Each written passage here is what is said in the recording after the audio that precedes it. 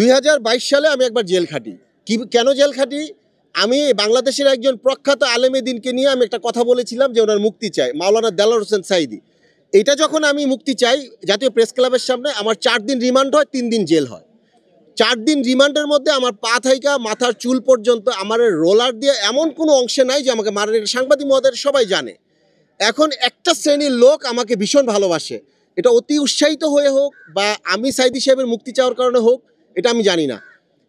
এখন তাদের মনে তখন দাগ কাটছিল যে আমাকে যখন রোলার দা পিটাইছে, এবং এই ছবিও অনেকের কাছে আছে, দেখবেন ইউটিউবে আছে। আমার পা থেকে মাথার চুল পর্যন্ত পুরা শরীরের রোলারের কালো দাগ। আমার মা দেখে আমাকে বলে, কিরে তুই মেকআপ করে আসছিস, তুই মেকআপ উঠাবি না? আমি আরে মা, এটি মেকআপ না, এইগুলা কি? আমাকে এগুলো মারের দাগ। মা আমাকে জড়ায় ধরে কাঁদতে কাঁদতে অস্থির হয়ে গেছে, মারের দাগ। তা আমার কথা হচ্ছে, আমাকে মানুষ ভালোবাসে। এখন এই ছেলেটা যখন আপনি দেখেন, আপনি জার্নালিস্ট, আপনি কোথায় লিখবেন? আপনি লিখবেন পত্রিকায়। আপনি জার্নালিস্ট, আপনি কোথায় লিখবেন? আপনি লিখবেন টেলিভিশনে, আপনি দেখাবেন টেলিভিশনে। কিন্তু ফেসবুক হচ্ছে এটা মানুষের একটা পার্সোনাল আইডেন্টিটি। ফেসবুকের মধ্যে কি আপনি আমাকে বিষোদ্গার করে প্রচার করতে পারবেন? এটা কি কোনো আইনের মধ্যে আছে? আমি আপনাকে নিয়ে লিখতে পারবো?